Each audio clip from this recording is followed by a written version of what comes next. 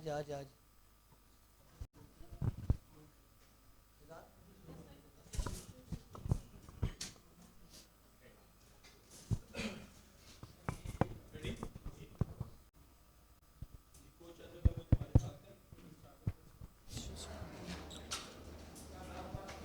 अजहर भाई आप समझते हैं, अजहर भाई अफजल जावेद, आप समझते नहीं है कि पीएसएल और इंटरनेशनल टी20 जो मैचेस है उसमें काफ़ी फ़र्क होता है। आज काफ़ी नज़र आया पिंडी स्टेडियम में हमेशा 200 प्लस ही 2020 में बनते रहे हैं, तो क्या बैटिंग में कहीं फ्लॉज नज़र आए हैं या आज बॉलिंग अच्छी नहीं हुई? देखिए आई थिंक कि काफ़ी सारी चीज़ें हैं इसमें, मतलब बैटिंग में ज़ाहिर सी बात है कि I think we were 15-20 run short. जैसे आपने कहा कि यहाँ पे पार स्कोर जो है वो था, और जिस सिचुएशन में थे हम, आई थिंक कि हमने स्टार्ट बहुत अच्छा किया। पहले 6 ओवर हम अच्छा स्कोर था हमारा 54 जो है ना, और उसके बाद एंड में जो शदाब की जो इनिंग्स थी आई थिंक वो अच्छी थी। मिडिल पीरियड में अगर आप देखें 178 किए और 4 विकेटें गिरी थी। आई थिंक कि मिडिल पीरियड में जो है ना, वो जो हम बात कर रहे थे कि वो वहाँ पे हम स्लो हुए हैं 7 to 10 में, और फिर 10 to 15 में वहाँ पे थोड़ा सा स्लो हुआ है। ठीक है, बॉल थोड़ा सा ग्रिप हो रहा था। यही हमारे लिए लर्निंग है कि हमने इन चीज़ों को कैसे बेहतर करना है। कि वहाँ पे टाइम था, अगर आप अपोजिशन को देखें तो वहाँ पे उनका स्कोर 10 ओवरों में हमसे 4 रन कम था, लेकिन उसके बाद जो है विकटें 2 गिरी थी उनकी, उन्होंने बिल्ड किया 7 से 10 में, और उसके बाद उन्होंने एक्सेलरेट किया।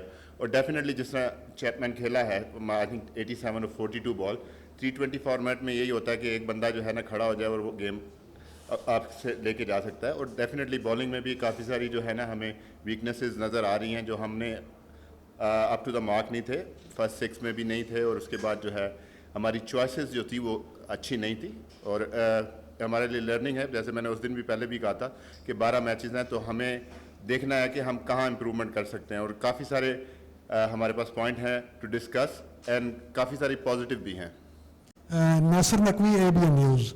अगर भाई ये बताएं कि न्यूजीलैंड के टॉप के खिलाड़ी नहीं आए, 1-2 खिलाड़ी उनके आए हैं मेन टीम में से, तो आप क्या समझते हैं कि आने वाले दिनों में हमारी जो टीम है वर्ल्ड कप के लिए किस तरह तैयार हो सकेगी? देखें, आपने एक बात की, मैंने अभी बात की कि एक बैट्समैन वो ले जाता है, चैपमैन हो गया, ये उनके मेन प्लेयर हैं, और जिस तरह की वो बैटिंग करते हैं वो आपको नज़र आ रहा है। मैंने उस दिन भी कहा था कोई T20 फॉर्मेट में कोई टीम हल्की नहीं होती। हमें उनके प्लेयर्स का अंदाज़ा नहीं है कि वो इंटरनेशनल नहीं खेले, लेकिन वो टीम एक स्ट्रॉन्ग टीम है, वो उनके ये फ्यूचर है न्यूजीलैंड क्रिकेट का। तो जाहिर सी बात है हमारे लिए लर्निंग है, और हम इससे लर्न करेंगे, और यही है कि हमें जितना जल्दी इन चीज़ों का पता चल जाए कि कहाँ हम लैग कर रहे हैं, तो हम अपनी चीज़ों को बेहतर कर सकते हैं। जी, अस्सलाम वालेकुम अज़हर भाई, this is Biram Kazi from pro sports. Commiseration on the loss. थोड़ा मुश्किल सवाल पूछूंगा आपसे। एंट्री पॉइंट्स काफ़ी आजकल जो है ना क्रिकेट में डिस्कस किए जाते हैं, और आप तो खुद भी इस्लामाबाद यूनाइटेड कोचिंग सेटअप में रहे हैं, जो बहुत डेटा सेंट्रिक एक टीम है। तो 7th ओवर में जब साइम आउट हुआ तो रिजवान को भेजा गया, तो क्या जो टॉप 3 है वो शुरू से इंक्ड इन है, या हम डायनामिक बैटिंग ऑर्डर एक्सपेक्ट कर सकते हैं? क्योंकि मेरे हिसाब से उस पॉइंट पे शायद उस्मान या शादाब बेहतर होते, क्योंकि मिडिल ओवर्स में उनकी ball striking particularly versus spin बहुत बेहतर है। डेफिनेटली जो आपने बात की, हम आप मूविंग फॉरवर्ड हम ये चीज़ करेंगे, और इसमें ज़रूरी नहीं है, मैंने आपको पहले भी कहा था कि टॉप 3 नंबर जो है ना वो आपके नॉर्मली फिक्स होते हैं, और उसके बाद आपको जो है ना आपको ये अडेप्ट करना पड़ेगा कि आपको जो है मैचअप्स के साथ जाना पड़ेगा और देखना पड़ेगा कि कंडीशन क्या है। डेफिनेटली जो है हमारा जो ये मैच है, हम ये भी चाह रहे थे कि रिजवान भी फॉर्म में आए और उनको भी टाइम मिले सेंटर में, क्योंकि पहला मैच अगर हमारा वॉश आउट हो गया था, और यही एक चीज़ थी कि हमने जैसे आपसे बात की थी कि रोटेशन पॉलिसी होगी हमारी, तो हम लोग देख रहे थे कि चीज़ों को किस तरह देखा जाए, कौन किस नंबर पे बैटिंग कर सकता है इस गेम में, और नेक्स्ट गेम में हम चेंज करना चाह रहे थे। तो उसकी वजह से डेफिनेटली आगे जाने में हम ये कोशिश करेंगे कि हम फ्लेक्सिबल हों, कोई भी एक नंबर जो है ना वो सेट का नहीं है। जाहिर सी बात है हमने जिस तरह प्लान किया था उसके अकॉर्डिंगली हमारी चीज़ें नहीं गई, इसमें हमारी लर्निंग है। अजहर भाई, सलाम खोकर सर्च टीवी से। हम लोग बॉलिंग बैटिंग की बात कर लेते हैं, राइट कॉम्बिनेशन की कर लेते हैं, इट्स ओके। ये जो पीएसएल से हमारी फील्डिंग के फ्लॉज नजर आ रहे हैं, आपको नहीं लगता इन 12 मैचेस में इन फील्डिंग के फ्लॉज को भी दूर करना पड़ेगा आपको? देखिए, डेफिनेटली बैटिंग बॉलिंग तो एक डिफरेंट चीज़ है, और बैटिंग बॉलिंग स्किल का गेम है, उसमें नहीं है। Fielding is all about attitude, fielding is all about anticipation. और आज अगर आप देखें तो we were not good in the field इधर, यू नो, लाइक अगर आप चैपमैन का वो कैच हो जाता जो ड्रॉप कैच हुआ है, ड्रॉप कैच होते हैं, और जिस तरह कि अगर आप देखें कि उन्होंने रनिंग बिटवीन द विकेट की, और जिस तरह उन्होंने 2 रन भागे हैं तो डेफिनेटली एंटिसिपेशन थोड़ी सी बेहतर होती तो हम काफ़ी सारे 2 रन बचा सकते थे। तो ये चीज़ें सारी माइंड में हैं क्योंकि फील्डिंग का जो है ना बहुत इंपॉर्टेंट रोल है। बैटिंग बॉलिंग में आपकी लक होती है, फॉर्म होती है, लेकिन fielding is all about attitude and we discuss on that those things. तो इंशाल्लाह आने वाले वक्तों में मैं ये तो नहीं कह रहा कि हम नंबर 1 फील्डिंग साइड हो जाएंगे, लेकिन मैंने जब भी ड्रेसिंग रूम में बात किया हमने हमारे एटीट्यूड की बात की है, हम जो है ना किस तरह एंटिसिपेट करते हैं उन चीज़ों पे हम काम करेंगे और आने वाले वक्तों में इंशाल्लाह हम इन चीज़ों के ऊपर काम करेंगे। अज़र, दिस इज़ के आसिफ, मैं आपसे पूछना चाह रहा था कि आप खुद भी इंग्लैंड में बहुत क्रिकेट खेले। हमने देखा है कि जो ऑस्ट्रेलियन टीम है, न्यूजीलैंड, इंग्लैंड, इनकी जो बॉडी लैंग्वेज है और माइंडसेट है वो बहुत अटैकिंग और पॉजिटिव होता है चीज़ों को लेके। इसी वजह से हमने देखा कि उन्होंने अपने, बेशक उनके जो मेन प्लेयर्स हैं नहीं आए, लेकिन जो ये टीम आई इसने एक मजबूत टीम को हरा दिया। तो माइंडसेट जो पाकिस्तान का नज़र आता है वो अक्सर नज़र आता है कि हम हारे से नज़र आ रहे होते हैं। ये हमने काफ़ी दफ़ा फील किया।